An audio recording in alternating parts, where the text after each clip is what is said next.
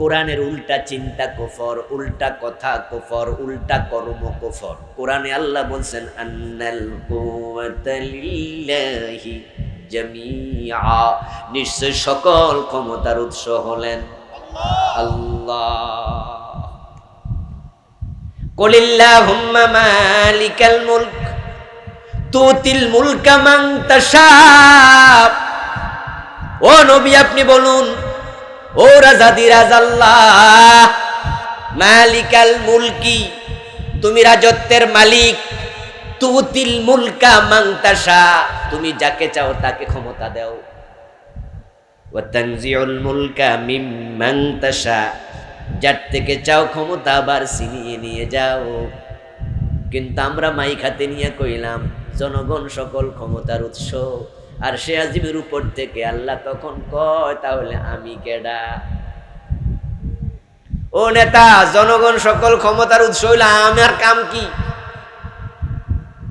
কি বললি এসব? জনগণ কেমনে ক্ষমতা দেবে? জনগণের কি ক্ষমতা আছে? কি ক্ষমতাটা জনগণের আছে? একটা ছোট্ট পিপিলিকা, সেও কিন্তু আমাদের কামড় মারে। একটা ছোট্ট বিছা পোকা দেখলে আমরা লাভ মারি। একটা বাউয়া ব্যাং যদি আজকে এখন মাহফিলের মাঝখানে লাভ মারে, পাবলিক আরো জোরে লাভ মারবে। একটা সাপ যদি ওই কোনায় একটুকু পরিমাণ সাপ ঢোকে, সাপ কইয়া শিক্ষার মারলে ওই কোনার পাবলিকও দৌড় মারবো। কি ক্ষমতাওয়ালা পাবলিক, এ নাকি আরেকজনের ক্ষমতায় বসায়। জনগণের কোনো ক্ষমতাই নাই, জনগণ ছিল ক্ষমতার মালিককে। তাই জনগণ সকল ক্ষমতার উৎস, এই কথা যারা বলেছ তোমরা তাওবা করতেই হবে। মুখ দিয়ে এমন কথা মানুষ বলে যে কথার কারণে ঈমান চলে যায়। হিন্দুদের দুর্গা পূজা যখন আসে তখন কুফরি কালাম এই দেশে অ্যাভেলেবেল হয়। হাজার হাজার মানুষ এক একটা দুর্গা পূজা উপলক্ষে মুশরিক হয়। কোন হিন্দু কিন্তু নতুন করে মুশরিক হয় না, কোন হিন্দু ঈমান হারায় না। আর হিন্দু ঈমান হারাইব, এর ঈমান আসেনি তো থাকলেন হারাইতে। ঈমান হারায় তো মুসলমানের সন্তান, অথচ পূজা হইল হিন্দুর, ঈমান হারায় মুসলমান। কি আশ্চর্য কথা আমি শোনাচ্ছি আপনাদের। হাজার হাজার লাখ লাখ লোক শুধু দুর্গা পূজার সময় ঈমান হারায়। বাংলাদেশের অবস্থা ভালো না, খুবই খারাপ অবস্থা যাচ্ছি আমরা। ঈমানের ব্যাপারে মুসলমান সাবধান হবেন। হাদিসে আছে একজন মুমিন থাকলে কিয়ামত হবে না, যেটা শুনাইলাম। কিন্তু বাংলাদেশ আপাত দৃষ্টিতে তাকাইলে মনে হয় যেন ইমানদার মোটেও কমে না, বরং দিন দিন আরো বাড়তাছে। 1971 সালে মানুষ ছিল 7.5 কোটি, তার মাঝে মুসলমান ধরেন 7 কোটি। এখন 2023 মানুষ হয়ে গেছে 18 কোটি, মুসলমান হয়ে গেছে ধরেন 16 কোটি। তো ছিল 7 কোটি, এখন হয়েছে 16 কোটি। 20 বছর পরে, 10 বছর পরে 16 কোটি থাকবে না, আরো বাড়বে। তো একজন মুসলমান থাকলে তো কিয়ামত হবে না। আমরা যেভাবে পারতাছি কিয়ামতটা হইব কেমনে?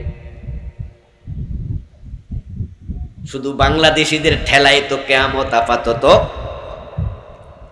তো নাকে তেল দিয়া ঘুমান, কিয়ামতের সম্ভাবনা নাকি? আসলে কি তা?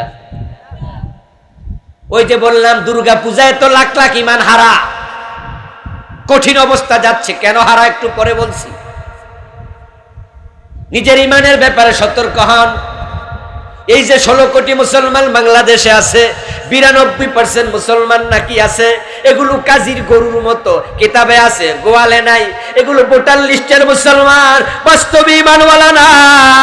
92% লাগে না, শুধুমাত্র 51% প্রকৃত মুসলমান থাকলে কোরআন দিয়ে বাংলাদেশ চলার কথা।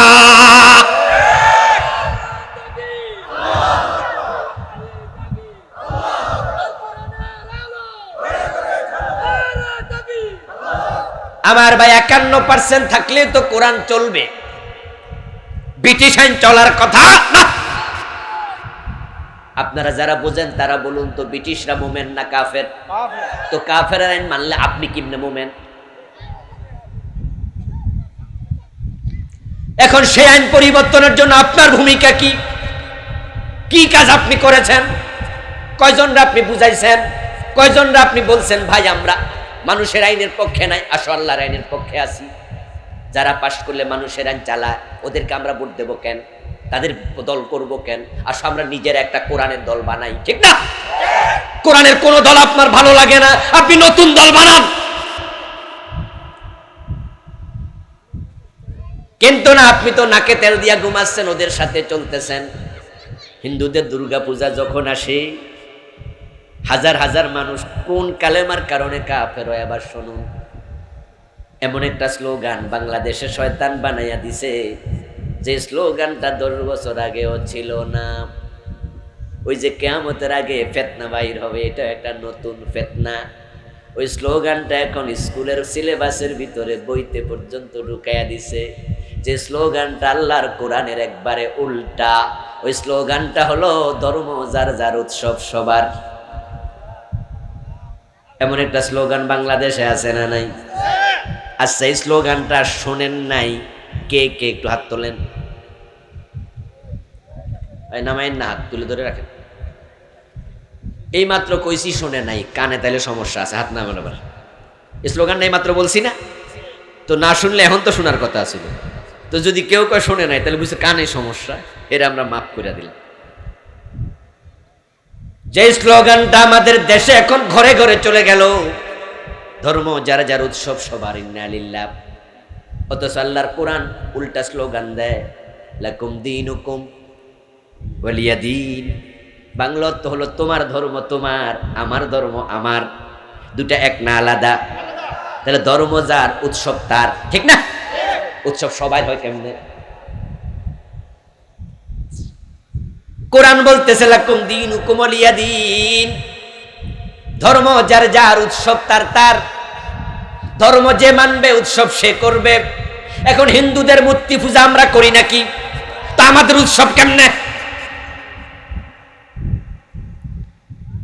এই স্লোগানের কারণে এখন এমনি নাচনেওয়ালি পড়ছে আর বলে তালি, এমনি মুসলমানের পোলাপান দুর্গা পূজা যাইয়া বইয়া থায়, ওখানে ওদের ফায়েস ফিরনি যা কাইরা কাইরা খায়, ওদের মূর্তির সামনে যা দেয় হালুয়া রুটি ওগুলো খাওয়া শুরু করে। অথচ মূর্তির সামনে যা উৎসর্গিত হয় সেটা খাওয়া হারাম, খাওয়া যাবে না।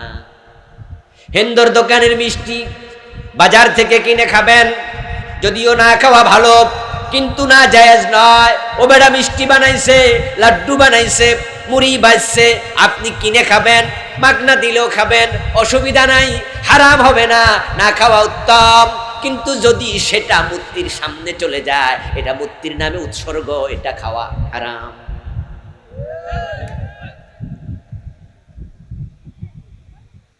এখন হিন্দুদের প্রাসাদ মুসলমানের পোলাপান কারিয়ে কেরা খায়। আর যখন বলছে ধর্ম যার যার উৎসব সবার, এখন তো অবস্থা এমন খারাপ হয়ে গেছে, দুর্গা পূজার সময় কিছু কিছু মন্দির এমনও পাওয়া যায় হিন্দুর চেয়ে মুসলমান বেশি।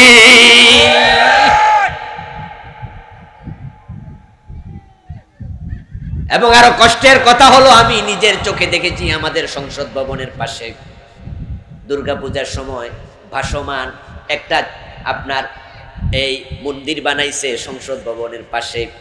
সবসময় এটা থাকে না, দুর্গা পূজা শেষ ওই মূর্তিটা তারা ফালাইয়া দেয় পানিতে, মন্দিরও শেষ, রাস্তার মাঝে বানাইছে।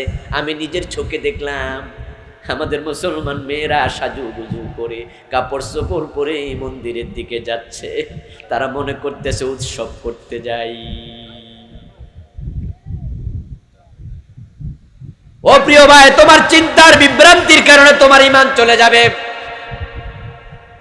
নতুন করে আরেক ফিতনা ঢুকেছে, এই বিভ্রান্তি, যেটা ক্লাস 6 এর বইতে, সমাজ বইয়ের 114, 15, 16 নম্বর পৃষ্ঠায় ক্লাস 6 এর বাড়িতে যাইয়া দেখবেন কয়টা বান্দরের ছবি দিছে, মানুষের ছবি দিছে, বিবর্তনবাদ ঢুকাইছে, মানুষ নাকি আগে বান্দর ছিল। নাউজুবিল্লাহ। চিন্তার বিভ্রান্তি, ঈমান শেষ। ওরা বুঝাইয়া দিছে ছবি দিয়া, প্রথমে একটা বান্দরের ছবি, তারপরে দিছে এবার একটু মানুষ, তারপরে আরেকটু, তারপরে পুরা বেড়া। বুঝাইছে এই তো বান্দর আসিলি আর মানুষ হয়ে গেছে। ও দোস্ত, এই চিন্তা যদি কারো অন্ত মাথার ভিতরে ঢুকতে পারে, সে কাফের হবে। কেন? কারণ কোরআন মাজিদে আল্লাহ অসংখ্য জায়গায় বলেছে মানুষের প্রথম পুরুষ আদম। আদম মাটি থেকে, আদম বাদর থেকে নয়। নিশ্চয় যারা ঈমান এনেছে সুম্মা কাফারু, তারপর আবার কাফের হয়ে গেছে, সুম্মা আমানু, তারপর আবার ঈমান এনেছে, সুম্মা কাফারু, আবার কাফের হয়ে গেছে, সুম্মা ইজদাদু কুফরা, তারপর কুফরিতে সীমালঙ্ঘন করেছে, আর ঈমান আনে নাই, কুফরি নিয়ে মরে গেছে। ঈমান ছিল, এখন আর ঈমান এনেছে, তারপর কুফরি করেছে। এমন লোক যে লাম ইয়াকুনিল্লাহু লিয়াগফিরা লাহুম, এমন মানুষকে আল্লাহ ঘোষণা দিচ্ছেন ক্ষমা করবেন না। তাহলে বোঝা গেল ঈমান আনার পরে ঈমান নিয়ে মরা লাগবে, হারায়া মরলে ক্ষমা নাই। ঈমান আনলো আবার কাফের হলো, এই কথা দিয়ে বোঝা যায় ঈমান আনার পরেও কাফের হওয়ার সম্ভাবনা আছে। আপনার ঈমান আমার ঈমান স্থায়ী নয়, এটার কোনো গ্যারান্টি নাই। একমাত্র নবীদের ঈমান হলো চিরস্থায়ী। কোন নবী কাফের হওয়ার সম্ভাবনা নাই। আল্লাহর নবীর সাহাবী ছিল, পরে কাফের হয়ে গেছে, এমন ঘটনাও আছে। রাসূলের হাতে হাত রেখে কালেমা পড়েছিল ইবনু খাতাল। শুধু কালেমাই পড়ে নাই, মদিনায় হিজরত করে এসেছিল, মুহাজির সাহাবী ছিল, কিন্তু পরবর্তীতে ঈমান হারা হইয়া মক্কায় পালাইয়া গেছে। রাসূলের বিরুদ্ধে নিজে কবিতা লিখে লিখে মক্কার বাজারে আবৃত্তি করে বেড়াইছে। বেয়াদবি কাকে বলে? ঈমান শুধু হারায় নাই, রাসূলের বিরুদ্ধে কবিতা লিখত। শুধু কবিতা লিখতই না, নিজে কবিতা পাঠ করেও মানুষরে ইসলামের বিরুদ্ধে উত্তেজিত করত। মক্কা বিজয়ের পরে প্রিয় নবী সব কাফেরকে ক্ষমা করেছেন, কিন্তু ইবনু খাতাল সহ আরো কয়েকজনকে ক্ষমা করেন নাই। তিনি বলেছিলেন লা তাসরিবা আলাইকুমুল ইয়াউম, আজকে আমি কোনো প্রতিশোধ নেব না, সবাইকে আমি আমভাবে সাধারণভাবে ক্ষমা করে দিলাম। ইল্লা ফুলানান ওয়া ফুলানান ওয়া ফুলানা, তবে অমুক অমুক অমুক নাম ধরে ধরে বললেন, তাদের ক্ষমা নাই। হাইসু ওয়াজাদতুমুহুম ফাকতুলুহুম, তাদেরকে যেখানে পাও সেখানে হত্যা করো। ওই তালিকার মাঝে ইবনু খাতালের নামটাও ছিল। হত্যা করা হবে ঘোষণা শুনে ইবনু খাতাল ঘর থেকে বের হলো, এক দৌড়ে কাবা শরীফের কাছে চলে গেল। কাবার গিলাফ জড়াইয়া ধরে বসে থাকলো, কারণ সে জানে কাবার অঙ্গনে মারামারি জায়েজ নেই। পবিত্র কোরআনে আছে ফামান দাখালা ওয়া মান দাখালাহু কানা আমিনা। আল্লাহ বলছেন হারামের সীমানায় যেই প্রবেশ করবে সে নিরাপদ। এই জন্য আপনারা দেখবেন কাবার চারপাশে অস্ত্র নিয়ে পুলিশ হাঁটে না। হাদিসে নিষেধাজ্ঞা আছে, কাবার চারপাশে হারামের সীমানায় অস্ত্র বহন করাও জায়েজ নাই, মারামারি দূরের কথা। এই জন্য এটার নাম বালাদুল আমিন, নিরাপদ শহর। যারা উমরায় যান, হজে যান, দেখবেন কাবার পাশে অনেক পুলিশ আছে, কিন্তু কোনো পুলিশের কাছে পিস্তল নাই। সেখানে মারামারি তো বহু দূরের কথা, যেটা দিয়ে মারামারি করবে সে অস্ত্র বহন করাও জায়েজ নাই। ইবনু খাতাল এটা জানে, তাই সে কাবার গিলাফ জড়াইয়া ধরে বসে আছে, মনে মনে ভাবে এখানে মারবা কেমনে। সাহাবারা প্রিয় নবীর কাছে গেলেন, জানালেন, ইয়া রাসূলুল্লাহ, আপনি বলছেন তারে যেখানে পাও সেখানে হত্যা করো। এখন এই বেড়া তো কাবার গিলাফ ধরে বসে রয়েছে, করমু কি? প্রিয় নবী বললেন, আজকের একদিনের জন্য আল্লাহ কাবার অঙ্গনেও হত্যা জায়েজ করছে। আজকে কাবা কোনো বিধর্মীকে নিরাপত্তা দেবে না। কিয়ামত পর্যন্ত কাবার হারাম পবিত্র থাকবে, এখানে মারামারি আর জায়েজ নাই। আজকের জন্য জায়েজ, তাকে কাবার সাথে হত্যা করো। ইবনু খাতালকে কাবার সাথে হত্যা করা হলো। এই ঘটনা দিয়ে আমি বুঝালাম ইমানের নিরাপত্তা নাই। রাসূলের সাহাবী যদি ইমান হারা হইয়া মুরতাদ হতে পারে, আমাদের অবস্থা শক্তিশালী না আরো দুর্বল? বলা যায় না কখন কার ইমান চলে যায়। ইমান যদি কেউ হারিয়ে ফেলে তার জন্য আর ক্ষমা নাই,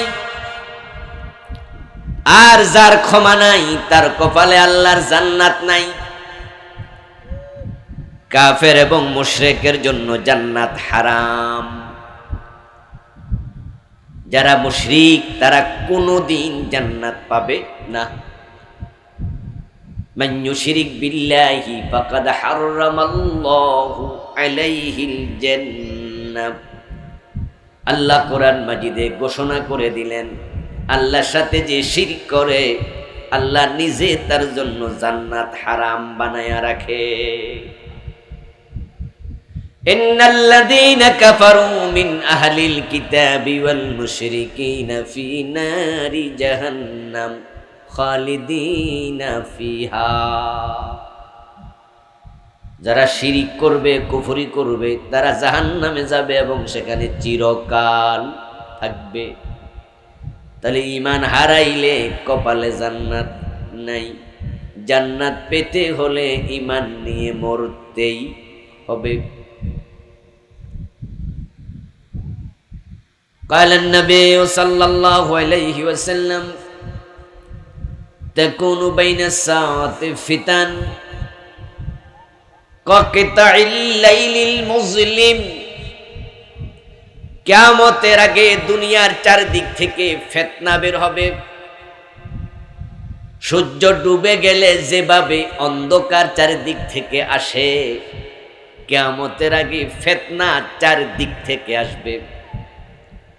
ইউসবিহু ফিহার রাজুলু মুমিনান ফায়ুমসি কাফিরান।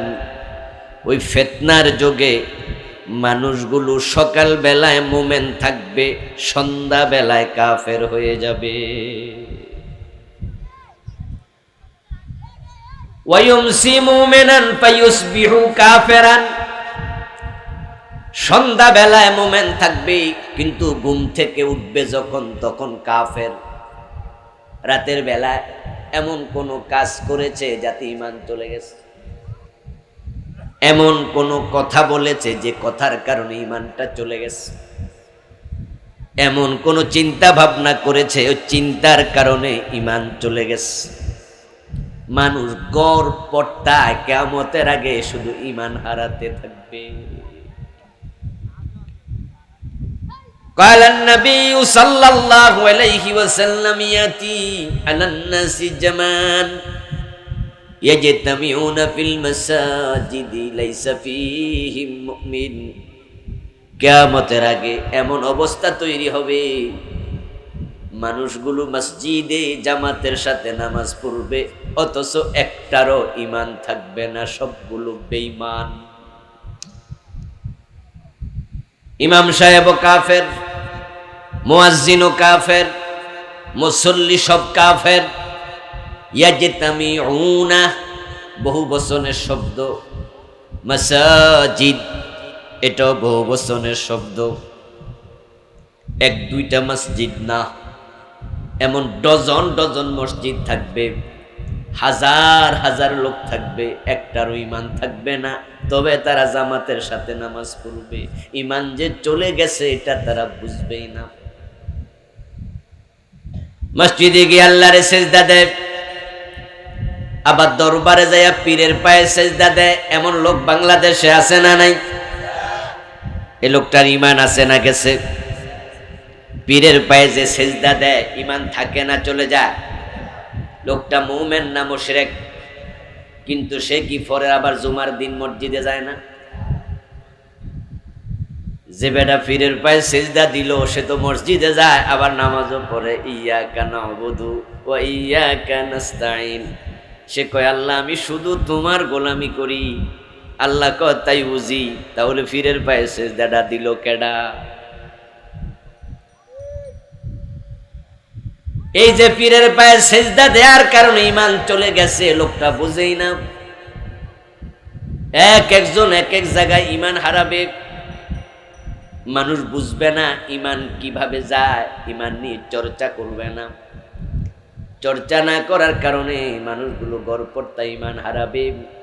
ঈমান হারাতে হারাতে অবস্থা এক পর্যায়ে এমন হবে তামাম দুনিয়াতে একজন মুমিন আর থাকবে না। যখন পৃথিবীতে মুমিন থাকবে না তখনই আল্লাহ কিয়ামত বানাইয়া ছাড়বে। হাদিসে আসছে লা তাকুমুস সাআতু আলা আহাদিন ইয়াকুলু আল্লাহ আল্লাহ। আল্লাহ বলার মতো একজন মুমিন যতদিন থাকবে ততদিন কিয়ামত হবে না। তাহলে হাদিসের বিপরীতে গেলে বোঝা যাবে কিয়ামত যখন হবে আল্লাহ বলার মতো মুমিন আর একজনও থাকবে না। এখন এই যে একজন মুমিনও থাকবে না, মানুষগুলো ঈমান হারাবে। সবাই কি হঠাৎ করে একদিনে হারাবে না ধীরে ধীরে? কি মনে হয়? ইয়েস, সবাই একসাথে কাফের হবে না। এই যে পীরের পায়ে সেজদা দিচ্ছে আমরা সবাই দিছি নাকি? সবাই এভাবে শিরক মুশরিক হবে না। একজন হবে আজকে, কালকে আরেকজন, একজন এই জায়গায় আরেকজন ওই জায়গায়। ঈমান হারাতে হারাতে মানুষ সবগুলো বেঈমান হবে, কিন্তু তারা মসজিদে যাবে, নামাজ কালামও পড়বে। আমার প্রিয় ভাই, কাদিয়ানি নামে একটা সম্প্রদায় আছে, আছে না? তারা কি মসজিদে নামাজ পড়ে না? তারা কি নিজেরা টাকা খরচ করে মসজিদ বানায় না? ইমামও কাদিয়ানি, মুয়াজ্জিনও কাদিয়ানি, মুসল্লি সব কাদিয়ানি। জামাতে নামাজ পড়লো ইমানদার আছে কয়জন?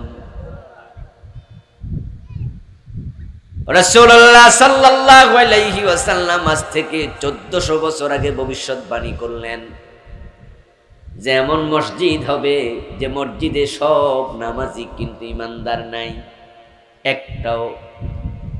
এই হাদিসটা তো কাদিয়ানীদের মসজিদের দিকে তাকাইলে হুবহু মিলে যায়।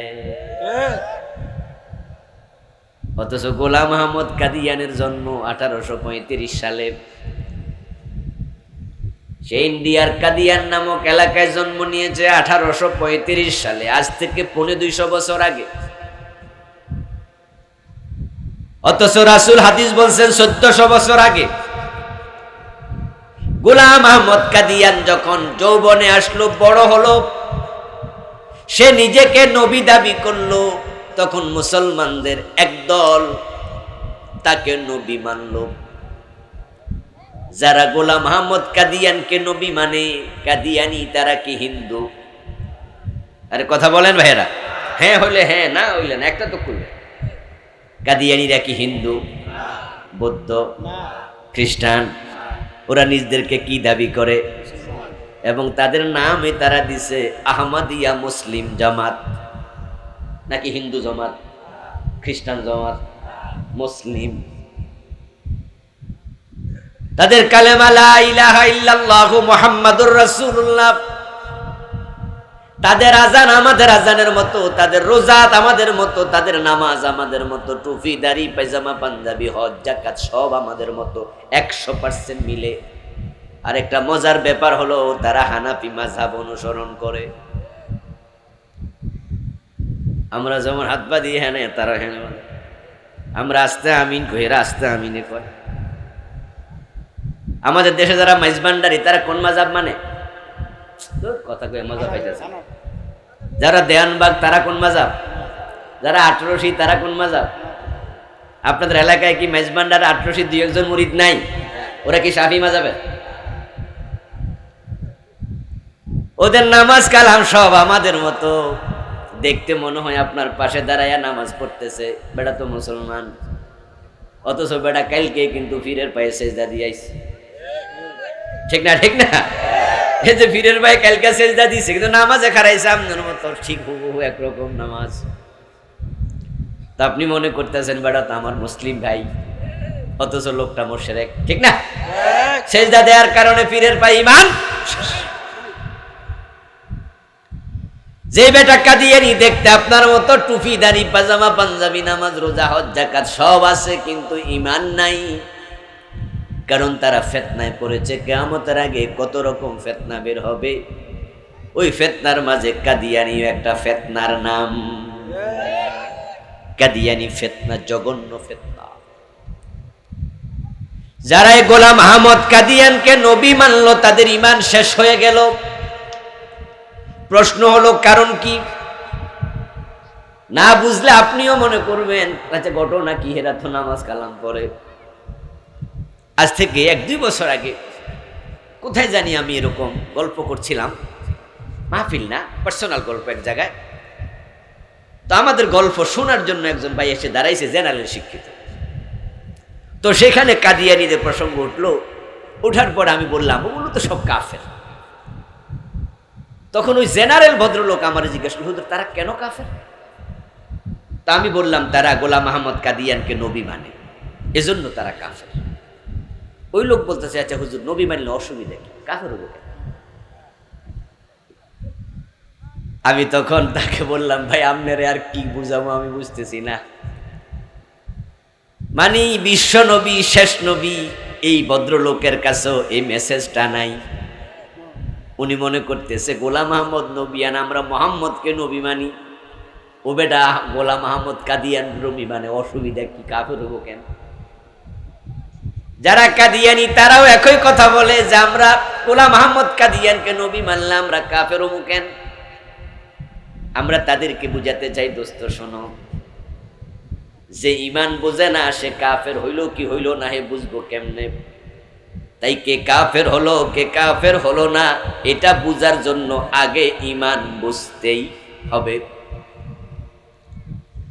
ঈমান হলো এই কোরআন মাজিদের বিসমিল্লাহর বা থেকে মিনাল জিন্নাতি ওয়ান নাসের সিন পর্যন্ত যত হরফ আছে, যত মেসেজ আছে, সবগুলো একসাথে মেনে নিতেই হবে।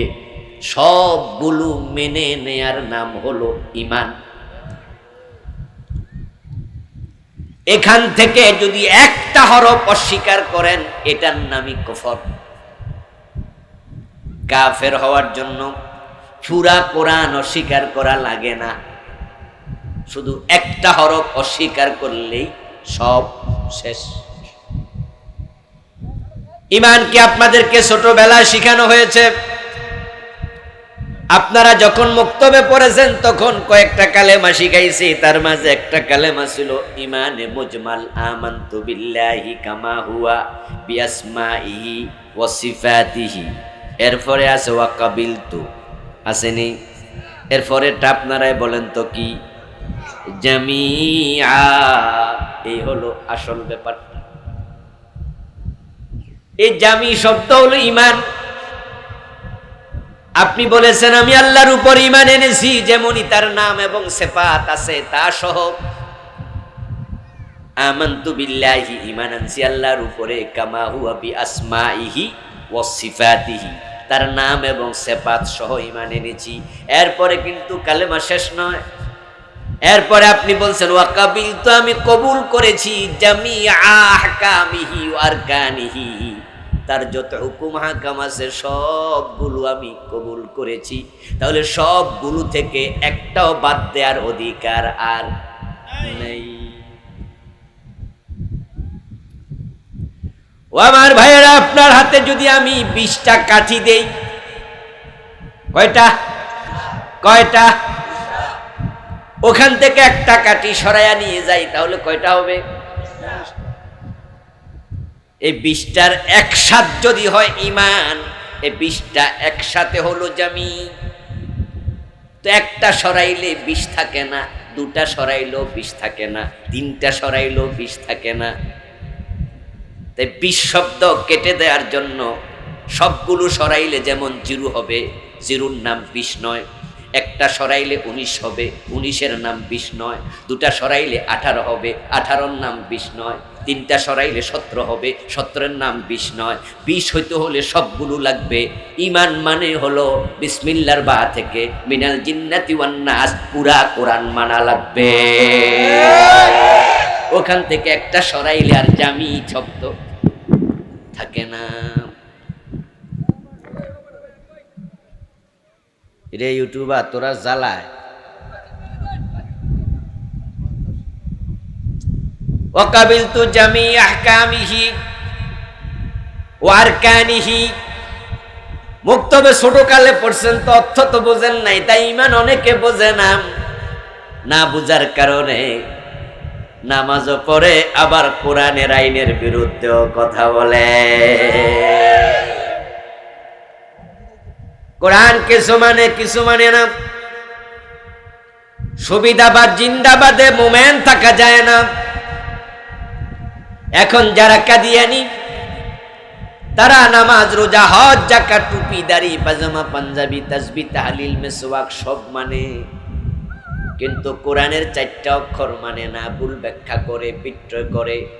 খা আলিফ তা মিম, খাতামান নাবিয়্যিন। বিশ্বনবী, শেষ নবী, এই মেসেজ আল্লাহ কোরআন মাজিদে দিয়েছেন। তারা বলে না বিশ্বনবী বড় নবী, বিশ্বনবী শ্রেষ্ঠ নবী, তবে উনার পরে গোলাম আহমদ কাদিয়ান, সেও নবী। কোরআন মাজিদে তারা একটা মেসেজ অস্বীকার করছে, সব শেষ। ঈমান হলো অঙ্কের মতো, 10 লাইনের অঙ্ক, 9 লাইন ঠিক হইছে, 1 লাইন ভুল হইছে, 10-এ কত পাইবেন? কোন ছাত্র যদি 9 লাইনে 9 ভুল করে, সেও 0। কেউ 9 লাইন 10 লাইনের মাঝে 5 লাইন ভুল করছে, 5 লাইন ঠিক, 0। কেউ 9 লাইন ঠিক করছে, 1 লাইন ভালো, 0। কেউ 10 লাইনে 10 ভুল, সেও 0। পুরা কোরআন মানে না, কাফের। 15 পারা মানে কাফের, 29 পারা মানে 1 পারা মানে না, কি? 113 সূরা মানে 1 সূরা মানে না, কি? সব মানে 1 অক্ষর মানে না, কি? ছোট কাফের আর বড় কাফের নাকি এক? কাফের মানে। এখন কাদিয়ানি 4 অক্ষর মানলো না, তারা কাফের হয়ে গেল। এবার বলুন তো, ইবলিস শয়তান মোমেন না কাফের? সে আল্লাহর কয়টা আইন মানে নাই? কয়টা? বাংলাদেশে আমরা মানি না আল্লাহর আইন কয়টা? ইবলিস কাফের, আপনারা কি?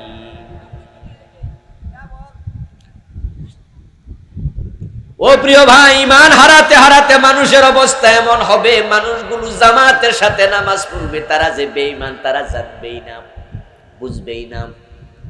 কারণ ঈমান নিয়ে চর্চা কমে যাবে। বাংলাদেশে 100টা মাহফিল যদি আপনি শোনেন, ঈমান নিয়ে আলোচনা হয় 1-2টা, বাকি 98-99টাতে শুনবেন নামাজ, রোজা, হজ, যাকাত, তাসবিহ, তাহলিল ইত্যাদি। অথচ বন্ধু, জান্নাতে যাওয়ার জন্য শর্ত হলো 2টা। 1 নাম্বার ঈমান, 2 নাম্বার নেক আমল। এখন ঈমান যদি না থাকে, আমলের দাম আর 1 পয়সাও নাই। ঈমান হলো জান্নাতে যাওয়ার 1 নাম্বার শর্ত। ইন্নাল্লাযীনা আমানু ওয়া আমিলুস সালিহাতি লাহুম জান্নাত। ইন্নাল্লাযীনা আমানু ওয়া আমিলুস সালিহাতি কানাত লাহুম জান্নাতুল ফিরদাউসি নুজুলা। নিশ্চয় যারা ঈমান আনছে এবং নেক আমল করছে তাদের জন্য জান্নাত। এখন ঈমান হলো 1 নাম্বার, নেক আমল হলো 2 নাম্বার। এখন ঈমান নাই, নেক আমল থাইকা কোনো লাভ নাই। মানুষগুলো ঈমান হারা হবে কিয়ামতের আগে গড়পড়তায়। অবস্থা এমন হবে, 1000 মানুষের মাঝে ঈমানওয়ালা 1-2 জন পাওয়া যাবে। ঈমান ভেঙে যাবে, ছিল কিন্তু নাই। এখন ঈমান কেন ভাঙে? এই কথা জিজ্ঞাসা করলে অনেক আলেম ওলামাও কইতে পারে না, সাধারণ মানুষ তো নাই। ওযু ভাঙ্গার কারণ সবাই বোঝে, নামাজ ভাঙ্গার কারণ মানুষ জানে, রোজা ভাঙ্গার কারণও মানুষ জানে, কিন্তু ঈমান ভাঙ্গার কারণ কয়জনে জানে? ও বন্ধু, আপনি ওযু করে মসজিদে ঢুকলেন, পেট ভালো না, গ্যাস্ট্রিকের প্রবলেম, বারান্দায় সুন্নত পড়বেন, এর আগে গ্যাস্ট্রিকের কারণে পেট থেকে একটু হাওয়া বাইর হইছে, ওযু আছে না গেছে? ওই ওযু দিয়ে নামাজ পড়বেন না নতুন ওযু? আপনি জানেন এটা ওযু ভাঙ্গার কারণ, তাই আপনি বলেন যে আবার ওযুটা করি। আপনি রোজা রাখছেন, আপনার ছোট বাচ্চাটা রোজা রাখছে, 8 বছর বয়স 9 বছর বয়স, মা বাবার সাথে শখ কইরা সাহারি খাইছে।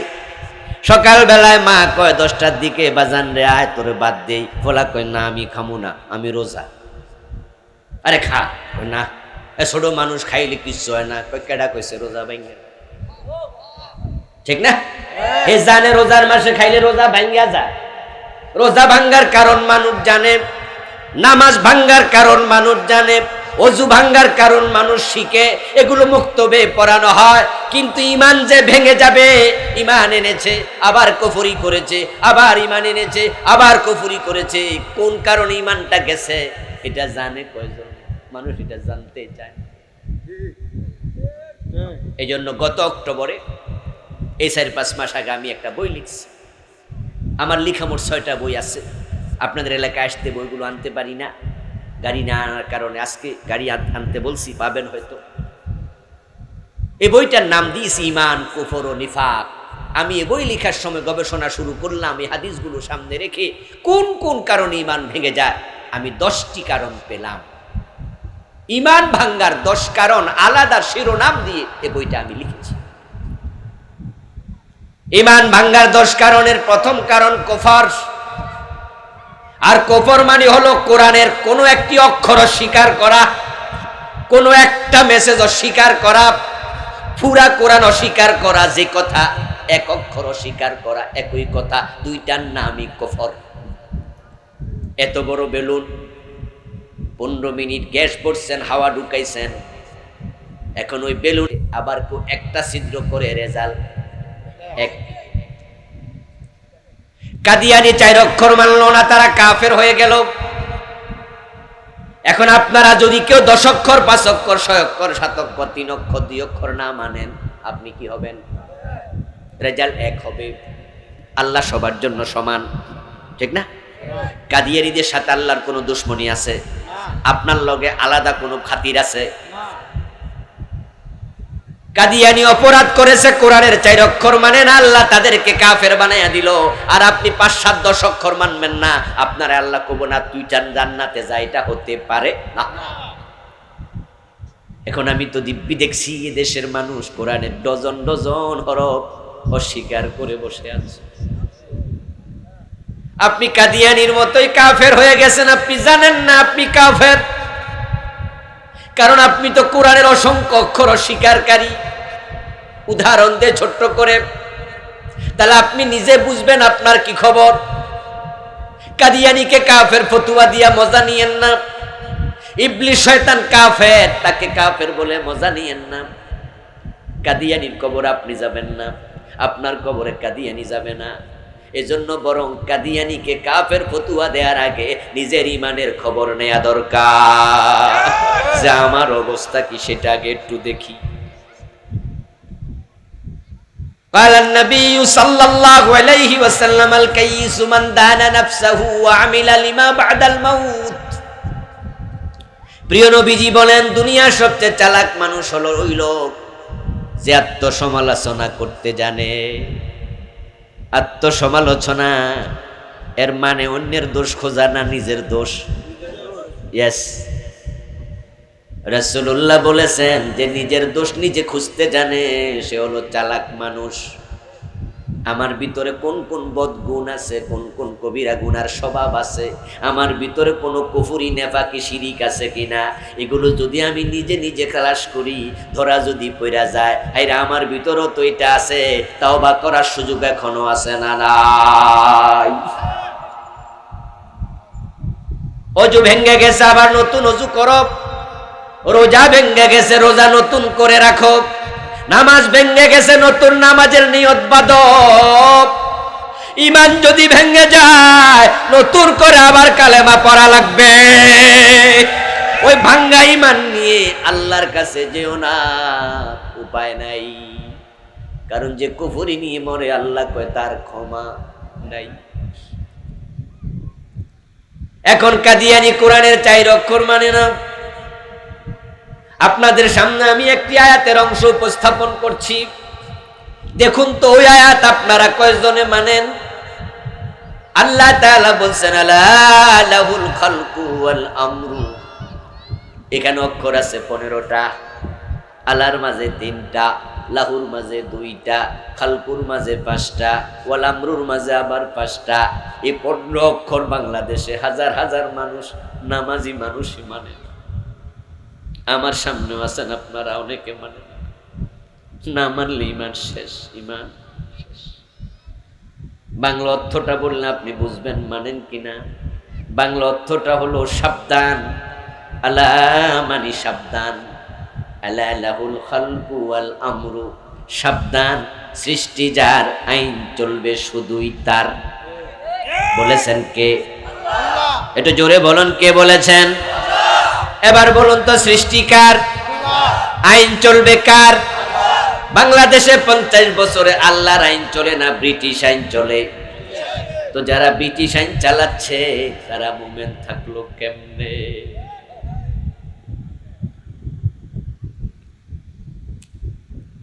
ও প্রিয় ভাই, ব্রিটিশ আইনের প্রতি আপনার যদি সাপোর্ট থাকে, আল্লাহর আইন তো বাদ গেল, ঠিক না? একসাথে দুটা মানার সুযোগ নাই। আমার আল্লাহ তাআলা কোরআন মাজিদে বলতেছেন, চোর ধরে হাত কাটো, আছে নাই? আস-সারিকু ওয়াস-সারিকাতু ফাকতাউ আইদিয়াহুমা জাযাআম বিমা কাসাবা নাকালাম মিনাল্লাহ। আমার প্রিয় নবী সাল্লাল্লাহু আলাইহি ওয়াসাল্লাম বলেছিলেন, আমার মেয়ে ফাতেমা চুরি করলে আমি ফাতেমার হাতটাও কেটে দেব। আল্লাহর আইন, চোর ধরে হাত কাটো।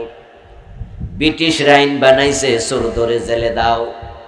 এখন এই 50 বছরের বাংলাদেশে চোর ধরে হাত কাটে না, জেলে দেয়। তো আপনারা আল্লাহর আইন বাদ দিলে আপনি মুমিন থাকলেন কেমনে?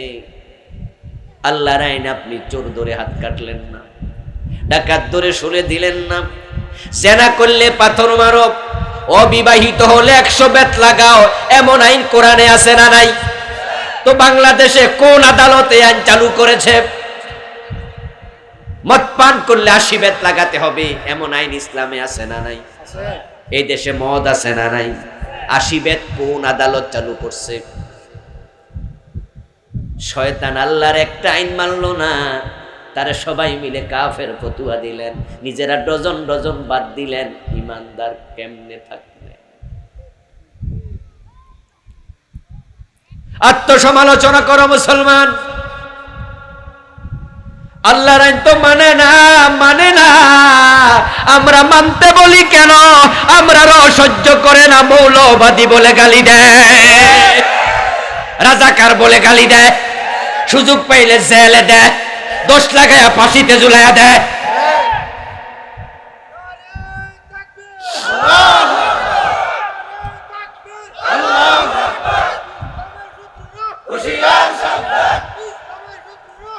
আমার প্রিয় ভাই, আল্লাহর আইনের কথা বলার কারণে আপনার কাছে মজাই লাগে না, এটা রাজনীতি রাজনীতি মনে হয়। এমন আছে না? নামাজের ওয়াজ করলে রাজনীতি মনে হয় না, রোজার কথা বললে রাজনীতি মনে হয় না, যে মাত্র আল্লাহর আইনের কথা বলছি মনে হয় হুজুর কিন্তু রাজনীতির ওয়াজ করছে। বিস্ময়কর কথা তো, নামাজ পড়ার জন্য বলেছে কে? রোজার কথা বলেছে কে? আল্লাহর আইনে দেশ চলবে এটা বলেছে কে? তো আল্লাহর কথা তোমার কাছে রাজনীতি কেন মনে হয়? যদি রাজনীতি মনে হয়, এই রাজনীতি তোমাকে করা লাগবে, এটা ফরজ।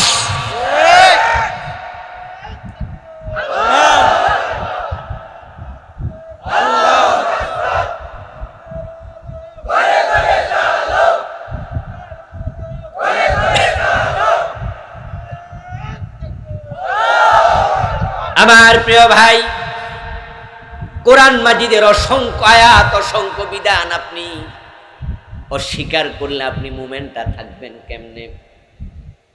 আপনি মুমিন যদি থাকতে চান, রাসূলুল্লাহ একটা উদাহরণ দিয়েছেন, ওই উদাহরণ থেকে নিজেকে ঠিক ওইভাবে ফিট করতে হবে, সাজাতে হবে।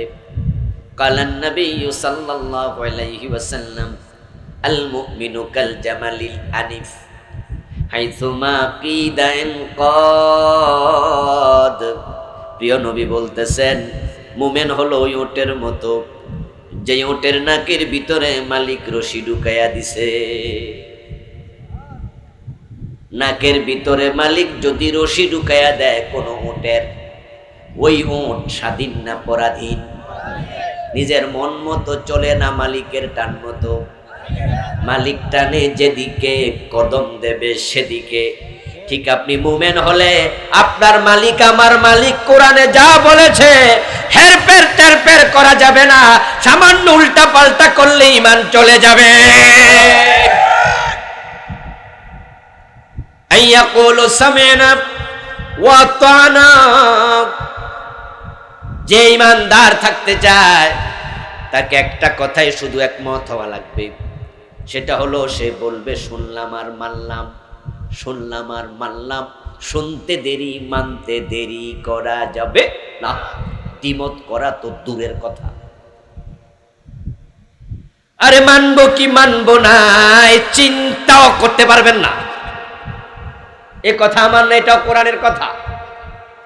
আল্লাহ তাআলা বলছেন, মা কানা লিমুমিনিন ওয়ালা মুমিনাতিন ইযা কাদাল্লাহু ওয়া রাসূলুহু আমরান আন ইয়াকুনা লাহুমুল খিয়ারাতু মিন আমরিহিম। আল্লাহ বলেন যে নারী অথবা পুরুষ ঈমান এনেছে, ঈমান আনার পরে আল্লাহ এবং রাসূল যা বলবেন মানবো কি মানবো না চিন্তাও আর করতে পারবে না। বলতে দেরি, মেনে নিতে দেরি করলে ঈমান থাকবে না। রাসূলুল্লাহ সাল্লাল্লাহু আলাইহি সাল্লাম মদিনায় হিজরত করলেন 16 অথবা 17 মাস। তিনি মসজিদ আকসার দিকে ফিরে নামাজ পড়েছেন হিজরতের পরপর। কিন্তু রাসূলের মনের মাঝে তামান্না, আমার কিবলাটা যদি মসজিদে হারাম হতো। আল্লাহ তাআলা 16-17 মাস যাওয়ার পরে কোনো একদিন যোহর অথবা আসরের নামাজের সময় 4 রাকাত নামাজ, 2 রাকাত শেষ, রাসূলুল্লাহ ইমাম, সাহাবারা ওনার পিছনে মুক্তাদি। এই অবস্থায় 2 রাকাত শেষ করে 3য় রাকাতের জন্য দাঁড়ালেন। 3য় রাকাতের জন্য দাঁড়ানোর পরে জিবরিল আমিনকে আল্লাহ তাআলা পাঠালেন। জিবরিল আমিন কোরআনের আয়াত নিয়ে এসে গেলেন। নাজিল হলো, ফাওয়াল্লি ওয়াজহাকা শাতরাল মসজিদিল হারাম। ও নবী, আপনার চেহারা কাবার দিকে ফিরান। নামাজ হলো 4 রাকাত। রাসূল পড়ে ফেলেছেন কয় রাকাত? বাকি আছে কয় রাকাত? এই যে আয়াত নাজিল হইছে, ওহি নাজিল হলে কি অন্যরা টের পাইতো নাকি? কি ওহি আসছে রাসূল বলার আগে কেউ বুঝতো? এখন বিশ্বনবী মনে মনে ভাবতে পারতেন, এই ওয়াক্ত ফিরা লাইছি, ফিরা লাই, ঠিক না? সামনে রক্ত থেকে কাবার দিকে ফিরব। কিন্তু আমরা হাদিসে পাই এই আয়াত নাজিল হওয়ার সাথে সাথে রাসূলুল্লাহ নামাজের ভিতরে কাবার দিকে ফিরে গেছে, এক মুহূর্ত দেরি করেন নাই। রাসূল সাল্লাল্লাহু আলাইহি ওয়াসাল্লাম যখন কাবার দিকে ফিরে গেলেন, উনার পিছনে যারা মুক্তাদি তারাও সাথে সাথে রাসূলের সাথে কাবার দিকে ফিরে গেছে।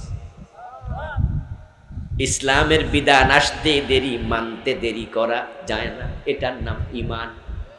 আর আমার আল্লাহ কয় সুর ধরে হাত কাটো। 50 বছর ধরে তেলাওয়াত করতেছেন, কিন্তু হাত কাটার কোনো খবর নেই। ও প্রিয় ভাই, আমার আওয়াজের কারণে, কথাগুলোর কারণে কালকে এদেশে ইসলাম কায়েম হয়ে যাবে, ব্যাপারটা এত সহজ নাকি? ইসলাম কায়েম হয়ে যাবে তা নয়, সহজ নাম, সময় লাগবে। পুরা জাতিকে কমপক্ষে অর্ধেক মানুষ একমত হওয়া লাগবে, সময় লাগবে অনেক। কবে হবে আমরা জানি না, কিন্তু কথাগুলো এজন্যই বলি, ইসলাম কায়েম হোক আর না হোক, কবে মরে যাই বলা তো যায় না। যদি আল্লাহর আইনের বিপক্ষে থাকে, ঈমান নিয়ে মরা যাবে না। তাই দেশে ইসলাম কায়েম যদি নাও হয়, আমি আল্লাহর আইন ছাড়া কারো আইন মানব না। এই ঘোষণা, মাইকলা কি হয়েছে রে, আওয়াজ বাড়াও। এই ঘোষণা আপনাকে আমাকে দিতে হবে, ইনিল হুকমু ইল্লা লিল্লাহ। কোরআনে আল্লাহ বলে আমার হুকুম ছাড়া কারো হুকুম চলবে না। এই আয়াত আপনি অস্বীকার করলে মুমিন থাকবেন কেমনে? মানুষগুলো বুঝবে না ঈমান কিভাবে যায়, না বুঝার কারণে তারা কুফরি করবে। এই কুফরি 3 ভাবে সংগঠিত হবে। মুখ দ্বারা কুফর হবে, কর্ম দ্বারা কুফর হবে, চিন্তা দ্বারা কুফর হবে। 10 কারণের এক কারণ কুফর। বাংলাদেশে কুফর চলছে দেদারসে। আমার ওই বইটাতে আমি 56টা কুফর লিখেছি। হয়তো পড়ার পরে আপনিও মনে করবেন ইন্না লিল্লাহ, আমিও তো এর সাথে আছি। আপনি জানেন না এটা কুফর, কিন্তু আপনি এটা করছেন। আমার একটু প্রশ্নের জবাব দিন তো দয়া করে। না যাই না বিষ খাইলে অসুবিধা আছে না নাই? ও প্রিয় ভাই, বোতলে বিষ আছে আপনি জানেন না, আপনি পানি মনে করে খাইয়ে ফেলছেন, ঔষধ মনে করে খাইছেন। খাওয়ার পরে কি প্রতিক্রিয়া হবে না? বিষে কলিজা ধরবে না? না জানলে কি হয়েছে, কাম তো সারিয়া লাইছেন। আপনি জানেন না কোনটা কুফর। প্রিয় নবী কিন্তু বলে গেছেন, সতর্ক করেছেন, ইন্নাল আবদা লা ইয়াতাকাল্লামু বিল কালিমাতি মিন সাখাতিল্লাহি লা ইউলকি লাহা বালা ইয়াহবি ফিহা বিহা ফি জাহান্নাম। আল্লাহর হাবিব সাল্লাল্লাহু আলাইহি ওয়াসাল্লাম বলতেছেন, বান্দা মুখ দিয়ে এমন কথা বলবে, যেই কথাটা বড় হালকা করে বলেছে, সিরিয়াসলি বলে নাই, কিন্তু কথাটা কুফরি কালাম ছিল। বলার সাথে সাথে আল্লাহ নারাজ হয়ে গেছে, তারে জাহান্নামের মাঝখানে ফেলে দিছে। সে জানে না সে জাহান্নামী। এমন কথা বলেছে যে কথার কারণে ঈমান শেষ। আমাদের কত নেতা আছে নির্বাচনের সময় মাইক হাতে নিয়ে কুফর এবং শিরিক করে। পাবলিকের ভোট পাওয়ার জন্য পাবলিকের একটু ফার্ম দেয়, তেল দেয়, কয় যে আপনারাই তো সব ক্ষমতাওয়ালা, ক্ষমতার উৎস জনগণ, আপনারা দিলে তো আমি হই। জনগণ চাইলে আমারে ক্ষমতা দিব, আমি থাকবো, জনগণ চাইলে আমি থাকবো না, জনগণ সকল ক্ষমতার উৎস। এমন কথা বাংলাদেশে চালু আছে না নাই? এই শব্দটা ডাইরেক্ট কুফর।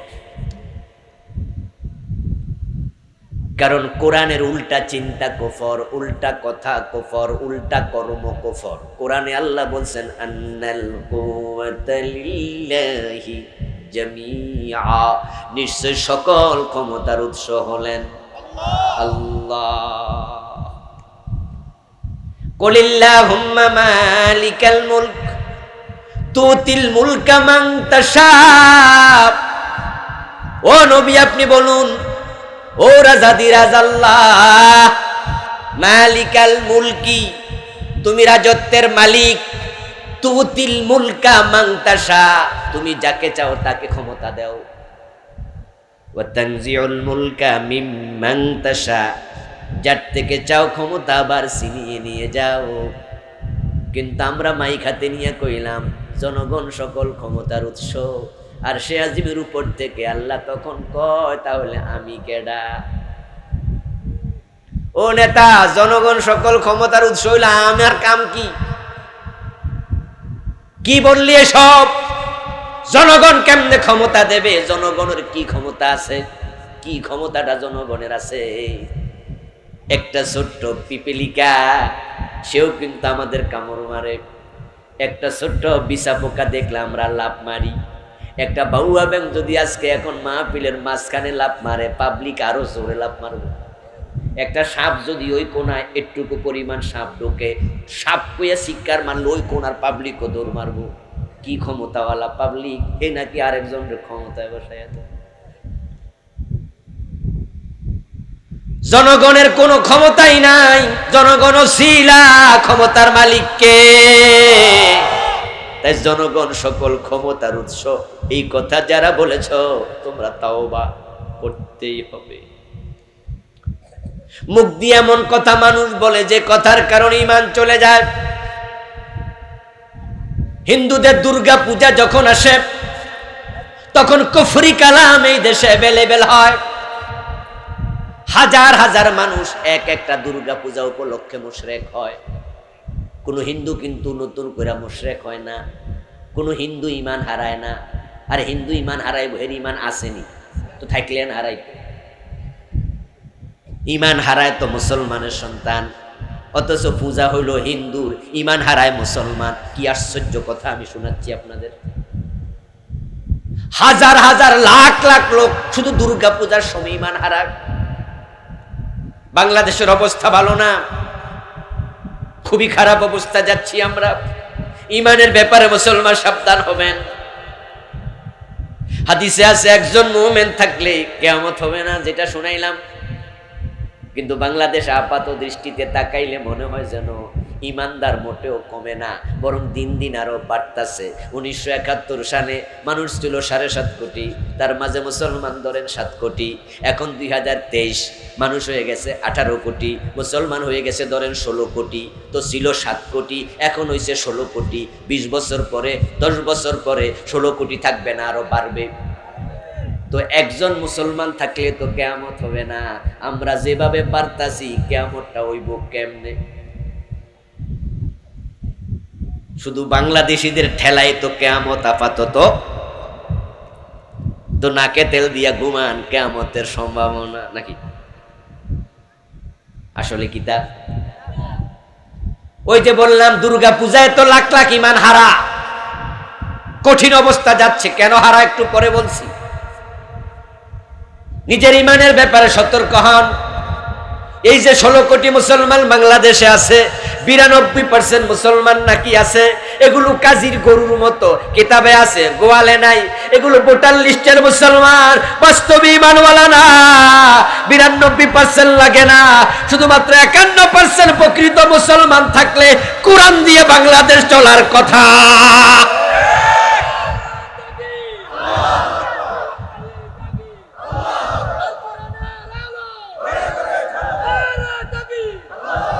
আমার ভাই 51% থাকলে তো কোরআন চলবে, ব্রিটিশ আইন চলার কথা না। আপনারা যারা বোঝেন তারা বলুন তো, ব্রিটিশরা মোমেন না কাফের? তো কাফের আইন মানলে আপনি কিভাবে মোমেন? এখন সেই আইন পরিবর্তনের জন্য আপনার ভূমিকা কি? কি কাজ আপনি করেছেন? কয়জনরা আপনি বুঝাইছেন? কয়জনরা আপনি বলছেন ভাই আমরা মানুষের আইনের পক্ষে নাই, আসো আল্লাহর আইনের পক্ষে আছি? যারা পাশ করলে মানুষের আইন চালায় ওদেরকে আমরা ভোট দেবো কেন? তাদের দল করব কেন? আসো আমরা নিজের একটা কোরআনের দল বানাই, ঠিক না? কোরআনের কোন দল আপনার ভালো লাগে না, আপনি নতুন দল বানান। কিন্তু না, আপনি তো নাকে তেল দিয়া ঘুমাচ্ছেন, ওদের সাথে চলতেছেন। হিন্দুদের দুর্গা পূজা যখন আসে হাজার হাজার মানুষ কোন কালেমার কারণে কাফের হয় আবার শুনুন। এমন একটা স্লোগান বাংলাদেশে শয়তান বানাইয়া দিছে, যে স্লোগানটা 10 বছর আগেও ছিল না। ওই যে কিয়ামতের আগে ফিতনা বাইর হবে, এটা একটা নতুন ফিতনা। ওই স্লোগানটা এখন স্কুলের সিলেবাসের ভিতরে বইতে পর্যন্ত ঢুকাইয়া দিছে। যে স্লোগানটা আল্লাহর কোরআনের একবারে উল্টা, ওই স্লোগানটা হলো ধর্ম যার যার উৎসব সবার। এমন একটা স্লোগান বাংলাদেশে আছে না নাই? আচ্ছা, এই স্লোগানটা শোনেন নাই কে কে? একটু হাত তোলেন। নামাইন না, হাত তুলে ধরে রাখেন। এই মাত্র কইছি শোনে নাই, কানে তাইলে সমস্যা আছে, হাত নামান। আবার এই স্লোগানটা এই মাত্র বলছি না, তো না শুনলে এখন তো শোনার কথা ছিল। তো যদি কেউ কেউ শোনে নাই তাহলে বুঝছে কানে সমস্যা, এরা আমরা মাফ করে দিলাম। যে স্লোগানটা আমাদের দেশে এখন ঘরে ঘরে চলে গেল, ধর্ম যার যার উৎসব সবার, ইন্না লিল্লাহ, অথচ আল্লাহর কোরআন উল্টা স্লোগান দেয়, লাকুম দীনুকুম ওয়ালিয়া দীন।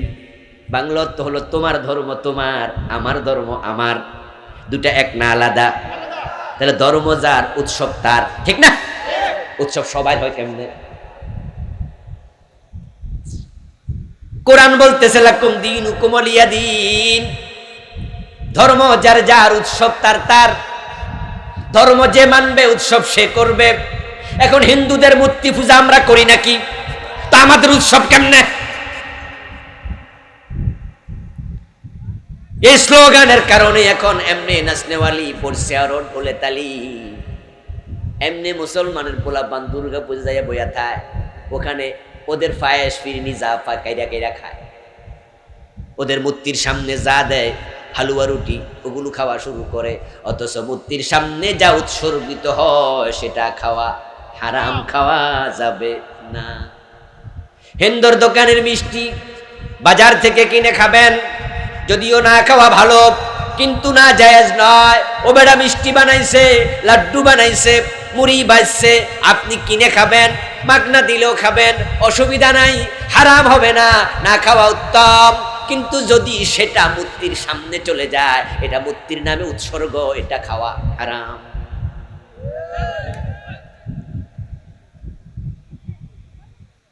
এখন হিন্দুদের প্রাসাদ মুসলমানের পোলাপান কারিয়ে কেরা খায়। আর যখন বলছে ধর্ম যার যার উৎসব সবার, এখন তো অবস্থা এমন খারাপ হয়ে গেছে, দুর্গা পূজার সময় কিছু কিছু মন্দির এমনও পাওয়া যায় হিন্দুর চেয়ে মুসলমান বেশি।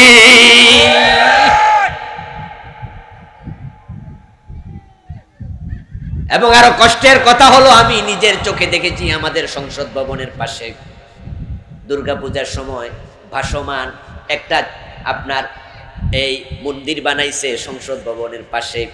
সবসময় এটা থাকে না, দুর্গা পূজা শেষ ওই মূর্তিটা তারা ফালাইয়া দেয় পানিতে, মন্দিরও শেষ, রাস্তার মাঝে বানাইছে। আমি নিজের চোখে দেখলাম আমাদের মুসলমান মেয়েরা সাজু গুজু করে কাপড় চোপড় পরে মন্দিরের দিকে যাচ্ছে, তারা মনে করতেছে উৎসব করতে যাই। ও প্রিয় ভাই, তোমার চিন্তার বিভ্রান্তির কারণে তোমার ঈমান চলে যাবে।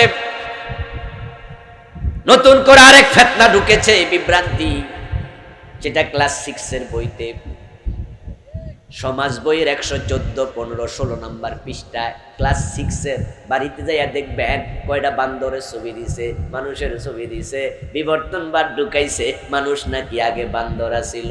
নাউজুবিল্লাহ। চিন্তার বিভ্রান্তি, ঈমান শেষ। ওরা বুঝাইয়া দিছে ছবি দিয়া, প্রথমে একটা বান্দরের ছবি, তারপরে দিছে এবার একটু মানুষ, তারপরে আরেকটু, তারপরে পুরা বেড়া। বুঝাইছে এই তো বান্দর আসিলি আর মানুষ হয়ে গেছে। ও দোস্ত, এই চিন্তা যদি কারণ তো মাথার ভিতরে ঢুকতে পারে, সে কাফের হবে কেন? কারণ কোরআন মাজিদে আল্লাহ অসংখ্য জায়গায় বলেছে মানুষের প্রথম পুরুষ আদম, আদম মাটি থেকে, আদম বাদর থেকে নয়। লাকাদ খালাকনাল ইনসানা মিন সুলালাতিন মিন তিন মিন হামাইম মাসনুন মিন তিনিল লাযিব মিন সালসালিন কাল ফাখর মিম্মা ইনদাফিক ইয়াখরুজু মিন বাইনিস সুলবি ওয়াত তারাইব وبث منهما رجالا كثيرا ونساء কোরআনে আল্লাহ তাআলা বিভিন্ন আয়াতে কত সুন্দর করে বললেন, আমি মানুষ বানাইছি মাটি থেকে, পানি থেকে, আদম থেকে, হাওয়া থেকে। অনেকগুলো আয়াত আমি একসাথে শোনাইলাম আপনাদেরকে। রাসূলুল্লাহ ব্যাখ্যা করে আমাদের বুঝালেন, 60 গজ লম্বা মাটি থেকে আল্লাহ ডিরেক্ট আদম বানালেন। ওই মাটির দেহের মাঝে রূহ ফুঁকে দিলেন। রূহ ঢুকার সাথে সাথে সেকেন্ডের ভিতরে মাটির দেহ মাংসের দেহে পরিণত হয়ে গেছে। আদম শোয়া থেকে উঠে দাঁড়ায়া গেছে। রাসূলুল্লাহ বলেন, দাঁড়ায় আদম আলাইহিস সালাম একটা হাসি দিছে। হাসি দেওয়ার পরে নিজেই মুখ থেকে প্রথম শব্দ উচ্চারণ করেছে আলহামদুলিল্লাহ। আদম আলাইহিস সালামের বাম পাজরের হাড্ডি থেকে আল্লাহ জান্নাতে মা হাওয়ারে বানাইছে। তারপরে বাবা আদম মা হাওয়া থেকে আল্লাহ লাখ লাখ মানুষ দুনিয়াতে ছড়াইয়া ছিটাইয়া দিছে। এই হলো মানুষের সৃষ্টির ইতিহাস। আপনারাই বলেন তো, এখানে মাঝখান দিয়া বান্দরটা ঢুকলো কেমনে? কি ঢুকার কোনো ফাঁক ফোকর আসেনি? কথা বলেন, কোনো জায়গা আছে? তো কেমনে বান্দর হইল, ঢুকলো? হ্যাঁ দোস্ত, মিস্টার ডারউইন নামে এক ব্যক্তি, সে নাকি গবেষণা করে দেখছে, দেখা সে গবেষণায় পাইছে মানুষ বান্দরা ছিল। গাছে গাছে লাফালাফি করতে করতে লেজ পড়ে গেছে। তারপরে হঠাৎ করে কোনো একদিন জোর করে এমনি ধাক্কা মারছে আর বেড়া হয়ে গেছে। আমি কই, আরে পাগলা, এমন গবেষণা করলি রে, গবেষণার আগে কি পরিমাণ গাঁজা খাইছে আল্লাহ জানে। হয়তো ওইটা ডেট ফেল ছিল, হয়তো মাত্রাও একটু ওভারডোজ করছিল, তাই গবেষণা এটা পাইয়া গেছে, পাগলে কিনা বলে ছাগলে কিনা খায়। তোর গবেষণা তুই নিয়ে ঘুমায় থাক বেটা। মানুষের চেহারার সাথে বাদরের চেহারার মিল আছে, তাই তুই বুঝি বললি যে হ্যাঁ নাক মিলে, ঠোঁট মিলে, কিছু কিছু মিলে, তো হনুমানও তো মিলে। হনুমান দেখছেন না? তাই বলে আরেক বেটা কয়দিন পরে কব আমি গবেষণা করে পাইছি মানুষ হনুমান ছিল। বোয়াল মাছের সাথে পাবদা মাছের মিল আছে না নাই? তাই আরেকজন গবেষক কব আমি গবেষণা করে দেখছি বোয়াল মাছের পূর্বপুরুষ পাবদা মাছ। কথা হইল, কোরআন মাজিদ আল্লাহ বারবার বলছে আমি মাটি থেকে বানাইছি, কিন্তু তারা ঢুকাইয়া দিল বইতে। তাসলিমা নাসরিন বলে আল্লাহ নাই, এই নিয়ে সে বই লিখেছে, লিখুক, আমাদের কিছু আসে যায় না।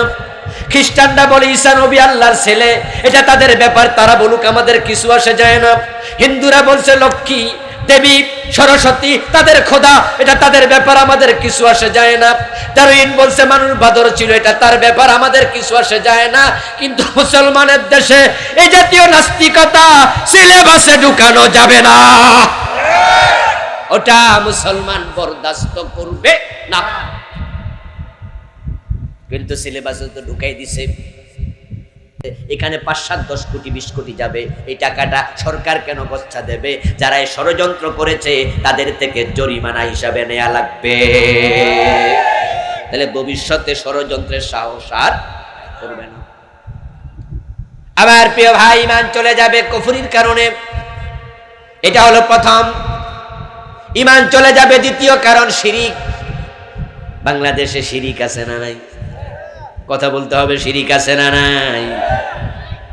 এখন শিরিক নিয়েও আপনাদেরকে ভাবতে হবে যে এলাকায় একটা মাজার আছে, ওই এলাকায় শিরিকের বাজার মিলে গেছে। হক্কানি ফিরের মাজার বলেন আর বেহক্কানি কোন, শিরিক কম বেশি আছে। হযরত শাহজালাল উনি কি হক্কানি ফির না? কিন্তু উনার মাজারে শিরিক আসেনি।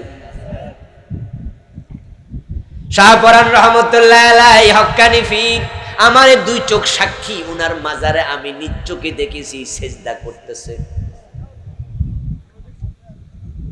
শাহজালাল মাজার, শাহপরানের মাজারে গিয়ে দেখবেন মোমবাতির অভাব নাই। এই মোমবাতিগুলো আসমান থেকে আসে, তো কারা দিল? মানুষ দিছে, শখে দেয় না, এগুলো মানত হিসাবে দেয়। মহিলাদের মুরগির যদি ঠ্যাং ভেঙে যায়, এতে মহিলা মানত করে বসে, যদি মুরগির ঠ্যাং ভালো হয়, ল্যাংটার দরবারে 3টা মোমবাতি। ওই ল্যাংটা বেড়ার দরগা হয়ে যায়, মাজার হয়ে যায়। কত শিরিকে দেশে কল্পনাতীত অবস্থা। চট্টগ্রামে দেখলাম এক মাজারের নাম হলো বদনাশা, কি রে কর, আরেকটার নাম ঘোড়াশা। বাস্তবতা কিছু একটা আছে, হতে পারে পীর সাহেব হুজুর বদনারাইকা চলে গেছে, ভুলে চলে গেছে, তাই বদনারে কবর দিয়া মাজার বানাইলাইছে।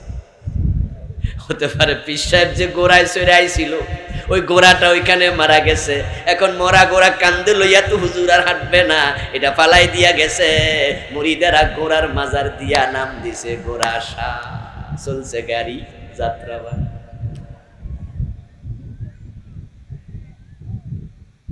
ব্রাহ্মণবাড়িয়া নবীনগর একটা থানা আছে, নাম শুনছেন? একবারে থানা প্রপারে একটা মাজার আছে। ঢুকতেই ব্রিজের সাথে, ওখানে আমি 2 বছর চাকরি করছিলাম, একটা ফাজেল মাদ্রাসা লেকচারার ছিলাম। ওই মাজার হাসান শাহ। আচ্ছা, পরে দেখি মাদ্রাসার পিছনে একটা গ্রাম আছে আলী নারায়ণপুর, ওই গ্রামের পুরুষ হয় 7 দিন লম্বা উরুষ। তা আমি জিজ্ঞাসা করলাম এখানে আবার কোন পীর? কয় হাসান শাহর উরুষ। তো হাসান শাহর মাজার না বাজারের পাশে? হুজুর উনার 2টা মাজার আছে। যখন মারা যায় তখন এলাকার লোকেরা বাজারের পাশে কবর দিছিল। পরে নারায়ণপুর গ্রামে উনার কিছু ভক্ত আছে, রাতের বেলায় চুরি কইরা লাশ নিয়ে গেছে। প্রথমে মাটি দিছিল নারায়ণ বাজারের পাশে নবীনগর, পরে রাতের বেলায় যায় ওরা লাশ কবর কইরা চুরি কইরা নারায়ণপুর গ্রামে এনে মাটি দিছে।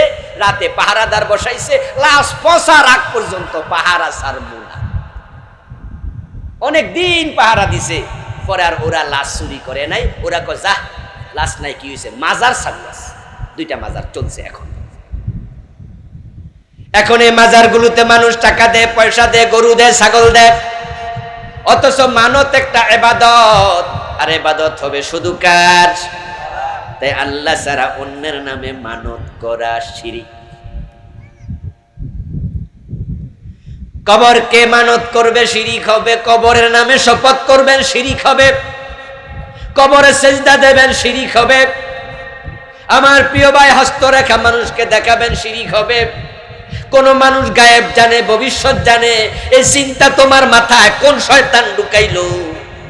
তুমি হাতের রেখা গণকরে দেখাইলাম, ওই গণক মিয়া হাতের আঙ্গুলে ধরে কয় সামনের মাসে বিপদ আছে, 313 টাকা দেও, বিপদ কাইটা দিব। ও দোস্ত, তুমি বিশ্বাস কইরা তাকে টাকা দিলা, হে বিপদ কাইটা দিছে, অথচ 1 মিনিট পরে কি হবে আল্লাহ ছাড়া কেউ জানে না। যদি কেউ মনে করে আল্লাহ ছাড়া কেউ গায়েবের এলেম জানে, ঈমান শেষ। কোন নবী গায়েব জানে না, কোন ওলি গায়েব জানে না, কোন পীর গায়েব জানে না, কোন গণক গায়েব জানে না। অথচ বসুন্ধরা শপিং মলে কি ভিআইপি দোকান খুলে বসে আছে বাবা লিটন দেয়ান, ওর কাছে মানুষ দৌড়াইয়া যাচ্ছে, ও নাকি ভূত পূর্ব ভবিষ্যৎ অতি সব জানে। বসুন্ধরা শপিং মলে গত কয়েক বছরের ভিতরে 2-3 বার আগুন লাগছে, বেডা নিজের দোকানের খবরই জানে। আচ্ছা, বেডা যদি ভবিষ্যৎ জানতো, বেডা কয়ে দিত না যে আগামী দিন আগুন লাগবো, সবাই সাবধান? নিজের দোকানে খবর জানে না। ছাত্র জীবন আল্লামা সাইদি হুজুরের ওয়াজ শুনছিলাম কুমিল্লা টাউন হলে। উনি বলছে কোন ঠাকুর দেবতা, কোন গণক যদি হাতের রেখা দেখে কয় আগামী মাসে বিপদ আছে, 313 টাকা দাও, মুরগি দাও, চাল দাও, কেটে দেব তোমার বিপদ। চাল দেবেন না, টাকা দেবেন না, মুরগি দেবেন না, গালের মাঝে কষাই একটা থাপ্পড় মেরে দেবেন। যদি বেটা খেপে যায় তাহলে বলবেন ভাইজান খেপেন কেন? আগামী মাসে আমার বিপদ টের পাইছেন, সকালে থাপ্পড় খাইবেন, এটা টের পান নাই। এই বাড়িতে আইলেন কেন?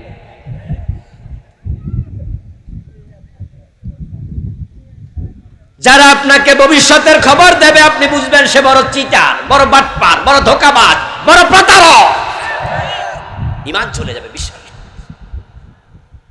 ঈমান চলে যাবে। শিরিক, শিরিক নিয়ে বই লিখেছি আমি, আর একটা নাম দিয়েছি প্রচলিত শিরিক। ও তা থেকে বাঁচার উপায়। এখানে আমি 29টা শিরিক লিখেছি। একদিনে সব বলা সময় হয় না। এমনও তো হতে পারে শিরিক আপনি করছেন।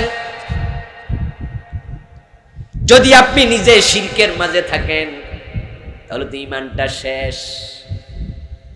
যে ব্যক্তি শিরক করে কলবের মাঝে শিরিক এবং ঈমান একসাথে থাকে না, শিরিক করার সাথে সাথে ঈমান চলে যাবে। ঈমান ভঙ্গের 3য় নাম্বার কারণ হলো নেফাক। 10 কারণ বলেছি, তার মাঝে 2টা শেষ, বাকিগুলো সংক্ষেপে দেখি কতটুকু বলতে পারি। 3 নাম্বার নেফাক। যদি আপনি মুনাফিকি অন্তরে ঢুকে ঈমান শেষ। রাসূলের হাতে হাত রেখে কালেমা পড়েছে আব্দুল্লাহ ইবনে উবাই, নাম শুনেছেন? যারা শুনছেন তারা জি বলুন, নাম শুনেছেন? সে মুমিন না মুনাফিক? ছোট মুনাফিক না বড়? বরং সব মুনাফিকের নেতা। জাহান্নামে থাকবে ফেরাউন নমরুদেরও নিচে, অথচ কালেমা পড়েছে স্বয়ং বিশ্ব নবীর হাতে।